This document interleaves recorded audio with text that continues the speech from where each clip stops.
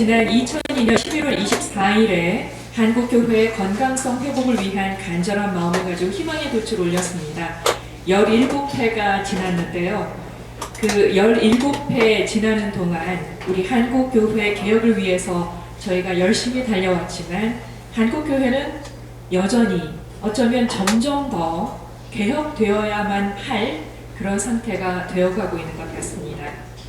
2020년도에도 교회개혁 실천연대는 끝끝내 남은 자들의 결집을 위한 구심점이 되어서 힘차게 달려나가도록 하겠습니다. 특별히 올해는 정기총회 일부에서 건강한 신앙, 병든 신앙이란 제목으로 포럼을 진행하려고 합니다.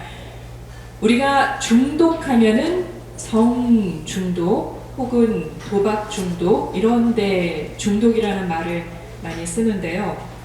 이런 중독 현상을 갖듯이 통제력을 상실하고 강박적으로 종교에 집착하는 이른바 종교 중독 현상이 우리 한국교회에 만연하고 있는 것 같습니다. 이번 포럼을 통해서 양적 성장만을 추구했던 한국교회의 과거를 돌아보며 종교 사회적 현상을 진단하고자 합니다. 오늘 발제는 횃불 트리니티 신학대학원 대학교 교수이시고요. 또 교회와 사회 대표이신 박성철 교수님이 맡아주시겠습니다. 자, 그럼 먼저 박성철 교수님의 사회적 트라우마와 종교 중독이라는 제목의 발제가 있겠습니다. 박수로 모시겠습니다. 긍정적인 변화든 부정적인 변화든 우리가 살아가는 한국 사회 문제에 대해서 좀 진지하게 고민할 수 있는 그런 주제를 던져준다면 나름 의미가 있는 시간이 될 거라고 저도 생각을 합니다. 일단 여러분들에게 나눠드린 그 강의안을 보시면서 같이 한번 다뤘으면 좋겠습니다. 2014년 세월의 비극을 통해서 알 수 있는 것처럼 충격적인 사회적 비극은 사회 전반에 걸쳐서 큰 충격과 트라우마를 남깁니다. 외상으로 종종 번역되는 트라우마가 남기는 부정적 영향력은 전쟁에 참여한 군인으로부터 물리적 폭행이나 강간을 당한 여성에 이르기까지 개인적 차원을 넘어서 집단 혹은 사회적 차원으로 확장이 됩니다. 외상적 사건이 집단 차원에서 경험할 때 집단 트라우마 혹은 사회적 트라우마가 발생을 하게 되는데 트라우마로 인한 외상장애라고 하는 이 외상장애는 종교적 영역에서도 동일하게 발생을 합니다.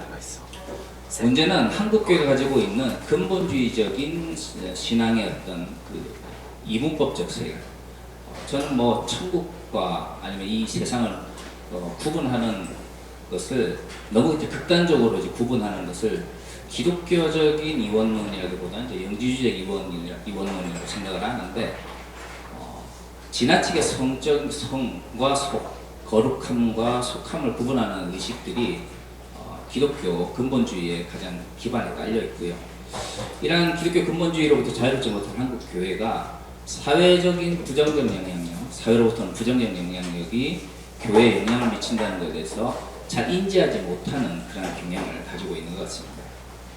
하지만 한국 사회에서도 세월호 사건 이후로 세월호 이후에 신학에 대한 담론들이 굉장히 활발하게 진행되었던 것으로 제가 알고 있습니다. 그런데 이러한 어떤 사회적 트라우마가 종교적 영향에 미치는 그런 부정적인 그 영향력은 우리나라에만 한정되는 것이 아닙니다. 유럽의 경우, 특히 독일 같은 경우 홀로코스트의 비극을 홀로코스트 신학 혹은 아우슈비츠 이후에 신학이라는 이름으로 끊임없는 담론들이 진행되었던 걸로 알고 있습니다. 미국의 경우도 9.11 테러 이후 미국 내에서 일어나고 있는 다양한 신학적 변화들은 사회적 트라우마가 어떤 종교적 영역에 영향을 미치는지를 잘 보여주고 있다고 생각을 합니다. 제가 생각할 때 이러한 신학적 담론들은 내적으로는 사회적 트라우마로 인해서 종교적 영역의 가치의 왜곡을 방지해주고 외적으로는 종교, 특히 기독교가 사회적 트라우마를 치유하도록 돕는 역할을 감당한다고 생각합니다. 하지만 안타깝게도 세월호의 비극이 발생하기 전까지 한국교회 내에서 사회적 트라우마가 종교적 영역에 미치는 영향에 대한 담론들이 그렇게 인기 있는 주제가 아니었다는 것입니다. 하지만 일제강점기와 한국전쟁 그리고 군사 독재를 겪으면서 한국 사회 구성원들은 급격한 사회적 변화와 경량을 경험하였습니다. 이러한 불복의 역사는 한국 사회 구성원들에게 엄청난 집단 트라우마를 남겼고 또한 외상적 사건의 부정적 영향으로부터 한국교회 역시 자유롭지 못합니다. 그럼에도 불구하고 지금까지 한국교회는 가장 직접적인 영향을 받은 개발독재 시기에 사회적 트라우마 문제를 외면해 왔습니다. 세월호 이후의 신학에 대한 활발한 논의에 비해서 개발 독재기를 겪으면서 한국교회가 어떤 측면에서 사회적 트라우마를 받았고, 그런 사회적 트라우마가 한국교회의 목회 그리고 신학교육에 있어 어떤 부정적 영향을 미쳤는지에 대한 담론들이 주류라고 하는 소위 말하는 보수적 교회 내에서 활발하게 진행되지 못한 것은 굉장히 안타까운 현실이라고 저는 생각을 합니다. 하지만 사회적 트라우마의 부정적 영향으로 인해 왜곡된 종교적 가치 속에서 한국교회가 강요하고 또한 강조하였던 종교적 열심은 종교에 대한 집착장애를 낳는 결과를 가져왔고요. 이는 심각한 종교 중독의 문제를 발생시켰습니다. 물론 종교 중독은 2차적으로 개인의 문제입니다. 개인적 차원의 종교 중독의 심각성에 대해서는 무시해서는 안 된다고 생각합니다. 특히 사이비 종교 집단에 빠진 이들이 펼쳐는 극단적인 반사회적 행위들은 종교 중독의 폭력적인 공격성을 잘 보여줍니다. 하지만 한국 사회에서 종교 중독의 문제는 일부 기독교 사이비 집단이나 그 집단에 집착하는 개인만의 문제는 아니라고 생각합니다. 1970년대와 80년대 한국 개신교회, 특히 근본주의적 상에 강한 교회가 급속한 양적 성장을 경험했습니다. 많은 이들은 한국교회 7, 80년대의 급속한 양적 성장을 긍정적으로만 평가를 합니다.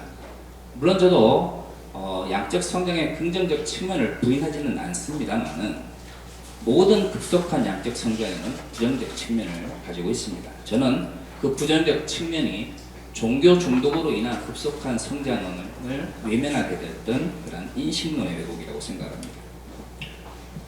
오늘날 대형 개신교회 내에서 흔히 초대형 교회라고 하는 이 대형 개신교회 내에서 교회 세습과 같은 사이와의 문제가 발생했을 때 교회 공동체의 구성원들이 보이는 교회 지도자를 향한 맹목적인 추종과 복종, 그리고 비판자를 향한 극단적 배타성과 폭력적인 공격성은 기독교 내부의 종교 중독의 심각성을 잘 보여준다고 생각을 합니다. 사이비 종교 집단은 규모가 작기 때문에 우리가 보이는 것이 그냥 개인적 차원의 거북함 정도일지 모르겠지만, 교회가 커지고 10,000명, 10만 명이 넘어져가는 이런 세습의 문제가 발생했을 때에 그런 세습의 문제를 비판하는 사람들을 향해서 그 교회에 소속되어 있는 사람들이 나타나는 현상을 저는 사이비 집단에 종교 중독된 사람들이 나타나는 사회적 현상과 크게 다르지 않다고 생각을 합니다. 더구나 이러한 유사한 배타성과 공격성은 배타적인 기독교 사회운동을 주도한 이들에게도 심심치 않게 발견됩니다. 오늘의 주제는 아니지만 저는 오늘날 정강훈으로 상징되어지는 한국교회의 극우적이면서 그래서 극단적인 배타적 정치운동이 종교 중독의 문제와 상당한 부분 연관이 되어 있다고 생각합니다. 그래서 오늘 저는 한국교회 내 기독교 가치의 왜곡 현상을 사회적 트라우마로 인한 종교 중독의 관점 속에서 접근함으로써 현재 직면하고 있는 한국교회 몰락에 대한 대안들을 제시하고자 합니다. 종교 중독의 개념들에 대해서 한번 살펴보겠습니다. 중독의 일반적인 개념은 제가 넘어가도록 하겠습니다. 종교 중독은 일종의 과정 중독입니다. 중독은 크게 알코올, 약물과 마약, 음식 등 우리 몸 안으로 섭취되는 물질 중독과 성, 도박, 쇼핑, 인터넷, 그리고 종교 등처럼 구체적인 일련의 행동들과 상호작용들의 과정에 빠져드는 과정 중독으로 구분할 수 있습니다. 과정 중독으로서 종교 중독은 종교나 종교적 행위에 통제력을 상실할 정도로 강박적으로 집착하는 현상을 의미하는데요. 언론에서 접할 수 있는 바와 같이 집단 자살이나 집단 폭력과 같은 극단적인 자기 파괴 현상으로 종종 나타나기도 합니다. 하지만 종교 중독은 다른 여러 물질 중독과 달리 명확한 치유의 기준을 정하는 데 어려움을 가지고 있습니다. 알코올 중독의 경우 술을 마시지 않거나 적절히 마시는 것 같은 구체적인 기준과 규정을 정할 수 있지만, 종교 중독은 어디까지가 적절한 종교 행위이고 건강한 신앙인지를 규정하는 데 어려움을 가지고 있는 것이죠. 중독을 이야기할 때 그 반대편에 있는 건강한이라는 말을 사용할 수 있어야 되는데요. 종교 중독을 이야기하려면 어떤 것이 건강한 신앙생활인가에 대한 담론들이 이루어져야 합니다. 문제는 이 건강한 종교 생활이라고 하는 것을 규정하는 데 있어서 굉장히 많은 교단마다의 주관성을 가지고 있다는 것입니다. 물론 신학적으로 혹은 논리적으로는 넓은 의미에서 하나님께 헌신되어 있는 것이 아니라 종교 행위 혹은 종교 집단에 헌신되어 있다면 그것은 종교 중독이라고 말할 수 있습니다. 하지만 이런 신학적인 혹은 이론적인 측면에서의 규정은 제가 볼 때는 대단히 주관적이고 모호하다라는 문제를 가지고 있습니다. 그래서 저는 종교 중독의 문제를 삶의 통제력을 상실한 정도에 따라서 평가해야 된다고 생각을 합니다. 특히 제가 오늘 논문에서 다루게 되겠지만 타자에 대한 배타성과 공격성의 정도가 결국에는 종교 중독을 판단하는 데 있어서 중요한 요인이 된다고 생각을 합니다. 종교 중독의 원인을 살펴보겠습니다. 저는 심리적 요인과 인식론적 요인으로 이 종교 중독의 원인을 많이 구분을 하는데요. 심리적 측면에서 종교 중독의 요인으로는 외적 억압과 현실 도피의 욕구를 들 수 있습니다. 첫 번째, 학대와 같은 외적 억압은 종교 중독의 중요한 원인입니다. 인간은 욕구를 억압할 때 그것을 인식하지 않으려고 애쓰며 다른 좀 더 안전한 것에 집중하려고 하는 치환의 경향을 가지고 있습니다. 이런 치환이 일어난다고 해서 우리가 억압해온 그 무엇이 사라지는 것은 아닙니다. 오히려 그것은 우리 의식의 가장자리를 맴돌며 우리 안에 남습니다. 억압이 욕구를 억누르는 것이라면 중독은 욕구에 집착하여 욕구의 에너지를 특정한 행위나 사물 혹은 사람들에 속박시킬 때 발생합니다. 욕구와 집착은 동전의 양면과 같아서 무언가에 억눌린 강도가 클수록 특정한 대상에 대한 집착의 강도도 커지며 집착의 강도가 커질수록 집착하는 대상에 더 속박되게 됩니다. 그리고 이때 그 대상이 종교일 경우 종교 중독의 현상으로 나타나는 것이죠. 그리고 중독자는 중독된 대상에 의해 삶이 좌우되는 극단적인 수동성을 보이게 되고요. 자신을 잃어버리나 자기 파괴적 행위를 하게 됩니다. 이때 물리적 폭력을 동반하는 학대와 같은 외적 억압이 강할수록 피의자의 자기 상실 혹은 자기 파괴적 행위도 더 심해집니다. 둘째로 종교 중독은 현실 도피 욕구에 기인한 종교적 황홀경에 대한 집착에서 발생합니다. 종교 중독은 초기에는 기분을 향상시키거나 전환시키기 위해서 종교적 행위를 되풀이하는 욕구가 극단적으로 표출될 때 발생합니다. 종교 중독자들은 초월자의 교제나 관계를 감정의 고양 혹은 열광과 동일시하는 경향을 보이며 이를 종교 지도자들이 요구하는 종교적 행위나 그들이 주관하는 공동체의 모임에 강박적으로 참여로서 채우려 합니다. 종교를 통한 감정의 고양이나 열광 자체가 나쁘다고 할 수는 없습니다. 일반적인 교회 공동체 내에서도 많은 이들이 종교 행위를 통해서 종교적인 절정감을 느끼는 정상 체험을 하려 합니다. 하지만 일반적인 경우 이러한 감정이 서서히 사라지면서 하강 경험을 하게 되는데요. 어떤 이들은 이러한 하강 경험을 받아들일 수 없거나 이것을 거부하려 합니다. 이러한 경향이 강할수록 감정의 고양 혹은 열광을 조작하는 종교 행위에 강박적으로 집착하게 되고요. 그것을 제공하는 종교 지도자나 종교 집단에 중독되는 현상이 나타나게 되는 것이죠. 쭉 넘어가세요. 종교적 황홀경에는 집착은 고통스러운 현실을 그대로 받아들이지 못하는 심리적 상태가 많은 영향을 미칩니다. 강박적인 종교 행위의 대부분은 현실의 고통을 해소하려는 욕구를 기반으로 합니다. 상실과 실망감으로 인한 두려움이 클수록 현실 도피의 욕구도 커집니다. 현실 도피의 욕구가 클수록 잊어버리고 싶은 기억이나 경험으로 인한 아픈 감정들을 다시 표면화시켜 직면했을 때의 고통과 혼란을 두려워하게 되고요. 그렇기 때문에 아무런 위험 부담 없이 그저 자신들을 받아주기로 약속하는 집단의 매력을 느끼고 나아가서는 애착을 가지게 됩니다. 이런 측면에서 보면 종교 중독은 종교 행위나 종교 집단의 통제력을 상실할 정도로 강박적으로 집착할 때 발생하게 되는 것이죠. 인식론적 요인을 살펴보도록 하겠습니다. 저는 인식론적 측면에서 종교 중독의 중요한 요인을 두 가지로 생각을 해보았습니다. 첫 번째는 흑백 논리이고요. 하나는 권위주의입니다. 첫째, 흑백 논리는 종교 중독의 중요한 요인 중 하나입니다. 종교 중독자들은 사고, 가치, 선호 등을 명료한 범주 안에 넣으려 합니다. 세상의 모든 현상을 두 가지 범주, 특히 선과 악으로 구분하려는 편협한 사고방식 속에 중간지대는 존재할 수 없게 되는 것이죠. 문제는 선과 악의 구분 자체가 나쁜 것이 아니라 흑백논리 속에서 한쪽 범주는 우수성, 성공, 지혜, 매력 등을 나타내고요. 다른 쪽 범주는 불량, 실패, 어리석음, 못생김 등을 나타낸다는 것이죠. 흑백논리는 단순히 전통적인 또는 도덕적 의미에서 선과 악의 문제와는 좀 다른 성격을 가지고 있습니다. 일반적으로 좋은 범주는 매우 좁고 성취하기 힘든 조건입니다. 나쁜 범죄는 아주 넓어서 포함되기가 쉽죠. 흑백논리에 빠진 사람들에게 적당한 혹은 부분적인 성공에는 존재할 수 없기 때문에 이들은 실패 경험을 더 많이 하게 됩니다. 그 실패 경험을 극복하지 못한 상태에서 이르게 되면 현실 도피의 욕구가 강해지고 그 욕구를 정당해주는 기제를 종교적 영역에서 발견할 때에 종교 중독에 빠지게 되는 것이죠. 둘째는 권위주의입니다. 종교적 권위주의 연구에 있어 흥미로운 사실은 극단적인 정통주의 신앙에 집착하는 근본주의적 의식이 권위주의를 강화한다는 점입니다. 정통 좋아하시는 분들 있잖아요. 특히 종교적 영역에서 무슨 정통신앙. 우리가 그 한국 사회에서는 이게 굉장히 좋은 의미로 사용이 됩니다만은 사실 서구 사회에서 정통에 대한 집착은 굉장히 권위주의와 많이 연결되어 있습니다.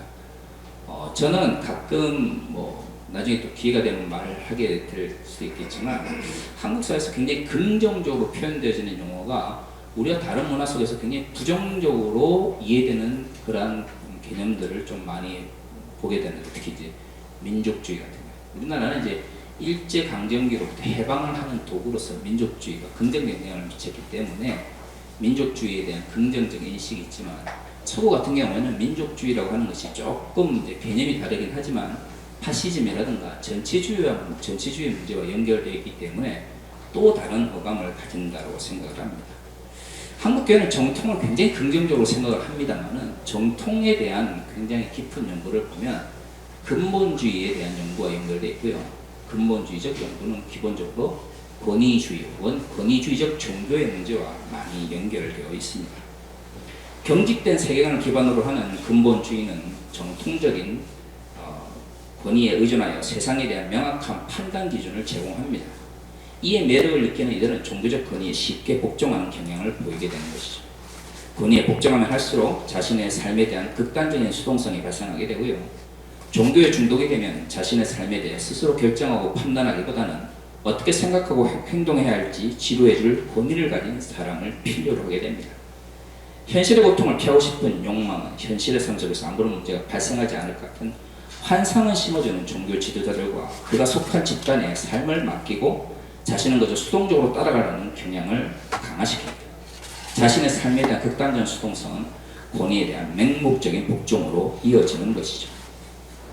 한국교회가 권위주의 그리고 이런 맹목적인 복종 혹은 극단적인 삶의 수동성이 강해지는 것도 한국의 지나치게 순종 혹은 복종, 따름이라고 하는 것에 대해서 긍정적으로 묘사하는 경향이 있기 때문이라고 저는 생각을 합니다. 한국교회에서 권위주의 문제는 단순히 좀 더 사람들을 복종시키려고 한다는 것이 아니라 번영신학의 문제와 연결되어 있습니다. 사람들은 누구나 물질적 풍요에 대한 욕구를 가지고 있고요. 특히 물질적 풍요에 대한 욕구가 강한 이들이 번영신학의 주동자들처럼 풍요를 확정해 줄 수 있을 것 같은 권위를 가진 종교 지도자를 만났을 때 그들에 대한 의존현상이 심해지는 것이죠. 부를 축제하고 싶은 욕구는 있는데 현실적으로 따라주지 않을 때 사람들이 종교적인 어떤 신비한 현상이나 초월자의 기적과 같은 극단적인 방법을 통해서 이것을 추구하려고자 하는 욕구를 많이 가지게 되는데요. 여기에 번영신학자들처럼 부를 정당화해 주거나 하나님의 신비한 방법으로 이것을 추구할 수 있다 혹은 자본을 축적할 수 있다라고 종교적으로 그것을 정당해 줄 때 쉽게 빠지게 되는 것이라고 저는 생각을 합니다. 이러한 번영신학의 주동자들의 권위가 많은 이들로부터 인정을 받으면 받을수록 권위주의도 더 공고해지고요. 권위주의가 위세를 떨칠수록 종교 중독도 강화됩니다. 왜냐하면 종교 중독자들은 복종이 요구되는 상황에서 이를 분별력 있게 판단하기보다는 권위에 대한 맹목적 복종을 선호하기 때문이죠. 권위에 대한 맹목적 복종은 실질적으로는 그들의 삶을 파괴함에도 불구하고 그들의 삶을 더 고민 없이 편안하게 만들어 줍니다. 종교적 권위를 가진 사람에 의한 명확한 구조와 법규, 기대들을 가지고 있는 종교 중독자들은 점점 암시와 영향력에 현저하게 빠져들게 됩니다. 만약 종교 지도자들이 권력에 중독될 경우 권력 종교 중독은 상호 영향을 주고받으며 그 중독의 정도가 심해지는 것이죠.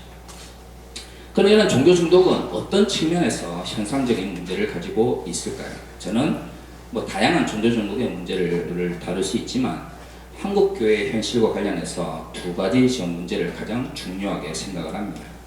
먼저 종교 중독은 중독자와 관련해서 다음에 두 가지 문제를 발생시킵니다. 첫째, 종교 집단에 의한 인격적 존재에 대한 정신적 학대. 둘째는 과다한 폭력성 혹은 폭력적인 공격성의 표출입니다. 전자는 종교 중독자 자신이 피해자가 되는 경우인데요. 비해서 후자는 종교 중독자가 피해를 양상하는 경우입니다. 하지만 사실 양자는 서로 연결되어 있습니다. 기독교 영역 내에서 극단적인 배타성을 표출하는 집단은 스스로 하나님의 기준을 고수하고 있다는 확신을 그리스도인들에게 주입시켜 줌으로써 다른 기독교 공동체나 집단의 신앙과 삶을 격화시킵니다.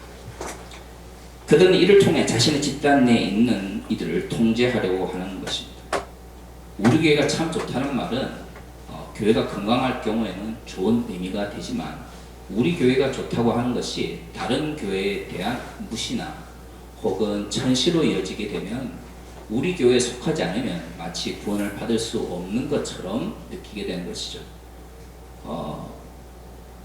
저는 이제 장로교 합동체 교단에 소속되어 있는데요. 제가 신학 교육을 받을 때 항상 들었던 이야기가 개혁주의가 성서를 가장 잘 이해한다는 것이었습니다. 문제는 전 세계 기독교 인구 분포 중에서 소위 말하는 개혁주의적 전통을 따르는 전통은 그렇게 비율이 높지 않습니다. 소수의 전통을 절대화하고 그 전통을 지나치게 긍정적으로 묘사하게 되면 그 전통 이외에 다른 전통에 대해서 멸시하거나 무시하는 경향을 가지게 되는 것이죠. 문제는 이제 극단적인 배타성의 문제와 이러한 것이 서로 연결되어 있다고 생각을 합니다. 우리가 속해 있는 교회, 우리가 속해 있는 교단이 좋기 때문에 그 밖에 있는 교단들은 나쁜 것이 되고요. 그 나쁜 교회나 나쁜 교단 혹은 나쁜 종교 집단에 대해서는 좋은 우리가 마음껏 폭력성 혹은 공격성을 표출해도 그것을 정당화해주는 기제가 이 가운데 작용한다고 생각을 합니다. 쭉 내려가서 이러한 기제는 기독교 사회비 집단 내에서 강하게 작동하지만 겸손이라는 명목으로 개인의 자존감을 파괴하는 데 익숙한 한국의 기독교 근본주의 내에서도 쉽게 발견이 됩니다. 종교 중독의 문제가 제가 앞에서 언급한 것처럼 단순히 소수의 기독교 사회비 집단의 문제가 아니라 한국교회 전체 혹은 조금 더 이 범위를 줄여서 한국 근본주의 기독교의 가장 큰 문제인 것은 우리가 흔히 종교적 용어로 긍정적으로 묘사되지는 수많은 용어들 속에서 종교 중독적 혹은 믿지 않는 사람 입장에서 볼 때는 부정적으로 인식되어지는 다양한 기제들이 존재한다는 것이죠. 공동체 내에서 자신의 의지를 주장하지 않으면 수동적 반응을 하는 이들 중 종교적 의미의 죄인으로서 자신의 정체성을 도덕적 자학의 형태로 표출하는 이들이 있습니다. 기독교는 기본적으로 인간이 죄인이라고 가르치고요. 그 죄인된 인간을 위해서 메시아가 오셨다라고 가르치는데 문제는 우리가 죄인 되었다라고 하는 것이 우리를 학대하는 근거가 될 수는 없습니다. 왜냐하면 우리 자신을 사랑하지 않고는 하나님을 사랑할 수도 이웃을 사랑할 수도 없는 것이죠. 문제는 우리가 죄인이라고 하는 우리의 정체성이 나를 학대하는 도구로 사용되어질 때 이것은 굉장히 부정적인 영향을 미친다는 것입니다. 그것이 겸손이란 말이든 순종이라는 말이든 사랑이라고 하는 가장 근본적인 가르침이 존재되지 않는다면 그것은 타인을 혹은 자신을 학대하는 기제가 될 수 있다고 저는 생각을 합니다. 도덕적 자학은 분명 진정한 개방성에 대한 자기 위조이며 특별히 신랄한 자기 방어의 기제입니다. 왜냐하면 자신의 부족함을 타인이 공격하려고 할 때 그래 나는 죄인이야 나는 부족해 라고 하는 용어를 통해서 자신이 잘못한 것을 당연히 회개하고 반성해야 되는 자신의 모습을 다른 사람을 통해서 어떻게 하죠? 방어하는 기제로 사용하기 때문입니다. 자학은 온전히 자라지 못한 자아의 실패이며 불가피하게 자기를 훼손시킵니다. 그렇게 건강한 교회 공동체라면 겸손히 극단적인 자기 자학으로 빠지지 않도록 지도해 주어야 합니다. 하지만 기독교 사회비 집단의 경우 오히려 극단적인 도덕적 자학감을 느끼도록 이를 정당화합니다. 그리고 낮아진 자기 자존감을 가진 사람들을 이용하려고 하는 것이죠. 넘어가서요. 영적 학대는 가정 내 폭력처럼 힘과 권력을 가진 사람이 그렇지 않은 사람을 향해 일방적으로 학대를 가하는 양상을 보인다는 측면에서 대단히 위험한 현상입니다. 영적 학대를 받는 종교 중독자들이 외부로부터 큰 저항에 직면할 때에 저항의 대상을 향해 극단적인 폭력성을 표출하게 되는 것이죠. 기독교가 저는 이건 기독교만의 문제는 아니라고 생각을 합니다만 모든 종교는 긍정적 측면, 즉 자신을 성찰하고 자신의 존재의 의미를 부여하는 긍정적 측면이 있지만 또한 성곽에 대한 명확한 기준을 제시하고 또는 특정한 삶의 방식으로 극단적으로 몰아가고 또 다른 부정적 측면이 있습니다. 이것이 심해지고 그 정도가 강해지면 영적 학대라고 하는 형태로 나타나게 되는데요. 이것은 또한 타인에 대한 극단적인 공격성으로 나타나게 되는 것입니다. 두 번째, 종교 중독은 종교 중독자가 집착하는 대상, 특히 종교 집단의 지도자와 관련해서 권력 중독의 문제를 발생시킵니다. 종교 지도자들의 권력 중독은 자신의 약점을 가려주고 내적 갈등을 멈추게 하여 지배감을 느끼게 함으로써 기분 전환의 체험과 연관되어 있습니다. 오늘은 제가 그렇게 많이 다루지는 못하겠지만 종교 지도자들 혹은 대형교회, 초대교회 담임 목사들이 권력 중독에 많이 빠지게 되는 것은 자신의 문제를 직면하지 못하고 그것을 방어하려고 하는 방어 기제가 굉장히 강하게 작동할 때에 이러한 권력 중독에 빠지게 되는 것입니다. 그러므로 종교 지도자가 과거의 실패나 약점을 보상받고자 하는 심리가 강할수록 권력 중독에 쉽게 빠지게 되고요. 권력의 지배적 성격으로 인해 권력 중독자는 그들의 주도권과 지도력에 대한 사람들의 반응에 의해 기분 전환 체험을 하게 됩니다. 다시 말해 권력 중독에 빠진 사람들은 자신이 하는 행위를 통해서 추종자들이 극단적으로 그것을 수용할 때에 기분 전환의 체험처럼 황홀경과 같은 느낌을 가지게 되는 것이죠. 이에 대한 집착이 일어날수록 종교 지도자들의 권력 중독 현상은 심해지고 추종자들에 대한 욕구, 더 많은 이들을 모으려고 하는 욕구가 강해집니다. 강력한 종교적 지도력을 실행하거나 추구하는 목사들이 종교 중독에 쉽게 빠지고 종교 중독을 오히려 권력 중독에 쉽게 빠지고 종교 중독을 방치하는 이유가 바로 여기에 있습니다. 제가 종교 중독의 문제를 다루면서 사회적 트라우마의 문제를 다루려고 하는 것은 이러한 종교 중독의 문제가 개인적 차원과 사회적 차원, 양차원에서 다 작동을 한다는 것입니다.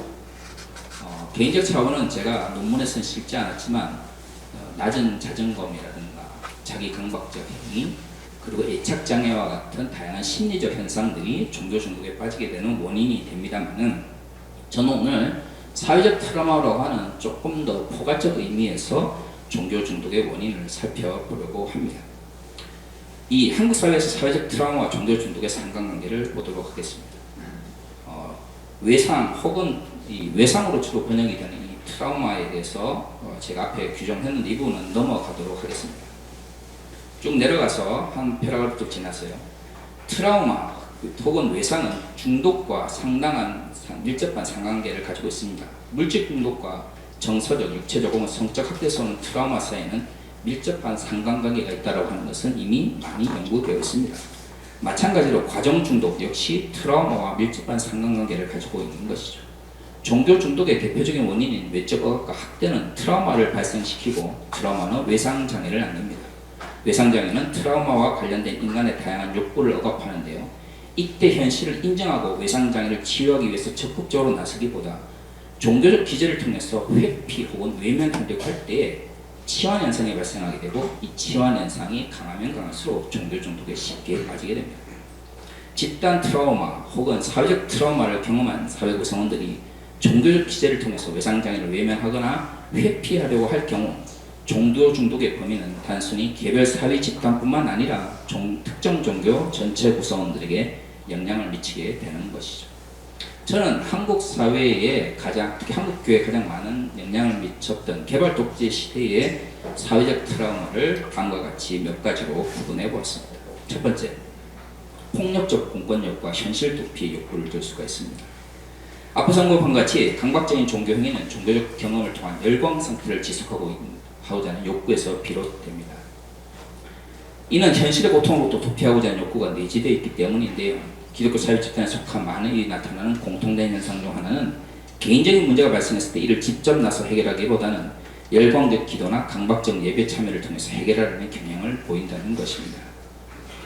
네, 한 팔을 더 넘어가서요. 이러한 현실 도피의 기제는 한국 교회, 특히 근본주의적 신학 속에 굉장히 깊게 내재되어 있습니다. 한국 교회가 현실 도피의 욕구의 문제로부터 자유롭지 못한 것은 이러한 근본주의적 신학의 성향 때문이라고 저는 생각을 합니다. 물론 현실의 문제를 초월적 방식으로 해결하려는 욕구나 욕망이나 욕구가 종교의 중요한 요소인 것은 부인할 수가 없습니다. 현실의 중요한 측면을 부정하는 대가로 얻게 되는 영원한 낙관주의는 오래된 종교 전통입니다. 또한 몇몇 기독교 분파에서는 스스로 육체적 고통을 선택하여 고행 수련을 함으로써 내적 평안을 얻도록 가르치기도 합니다. 하지만 종교가 현실과 완전히 분리되는 순간, 즉 종교가 현실의 냉혹한 측면을 부정하도록 오히려 작동함으로써 종교가 하나의 도피처가 되는 순간 종교가 가지고 있던 원래의 순기능을 상실하게 된 채 이념적 통제의 도구로 전락한다고 하는 것은 부인할 수가 없습니다. 1970년대, 80년대 한국의 개발 독재 세력과 한국교회, 특히 한국의 기독교 근본주의 세력 간의 공생관계는 이러한 상관관계를 잘 보여줍니다. 개발 독재 세력은 억압적인 사회적 체제를 유지하기 위해서 공권력이라는 미명 아래 물리적 폭력을 남용하였습니다. 이는 직접적으로 물리적 폭력의 피해를 입은 사람들뿐만 아니라 독재 정권에 복종하지 않으면 언제라도 물리적 폭력의 피해자가 될 수 있다라고는 강력한 심리적 억압을 한국 사회의 구성원들에게 주게 된 것이죠. 이것은 우리에게 심각한 사회적 트라우마를 남겼습니다.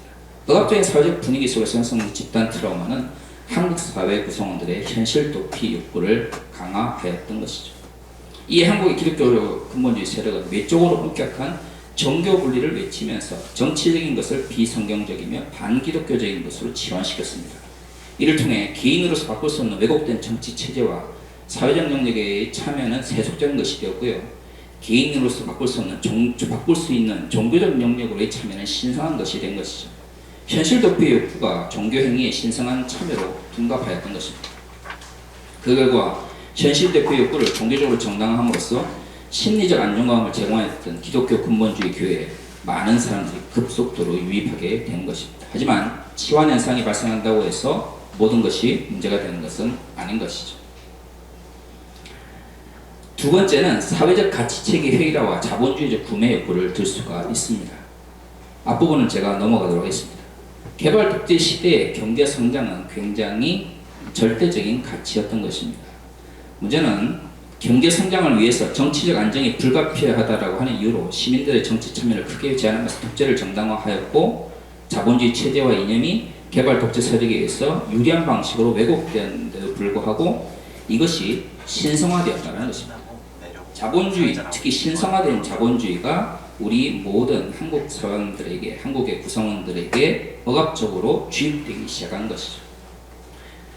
한 패러부터 넘어가서 한국의 기독교 근본주의 세력은 개발 독재 이데올로기를 충실히 반영하여 번영신학을 발전시켰습니다. 사회정치적 영역에서의 욕망, 즉 자유롭고 싶고 정치적으로 참여하고 싶은 욕망이 억압되는 대신 치환 현상으로 종교적 욕망이 강해지고 이것을 한국의 번영신학자들은 경제적 풍요로서 대치하였던 것입니다. 하지만 사회 정치적인 욕망을 억제한다고 해서 그것이 사라지는 것이 아니듯이 종교적 욕망에서 이것을 정당해 줄수록 경제적인 것에 대한 혹은 신성화된 자본주의에 대한 집착도 더욱더 강해졌던 것입니다.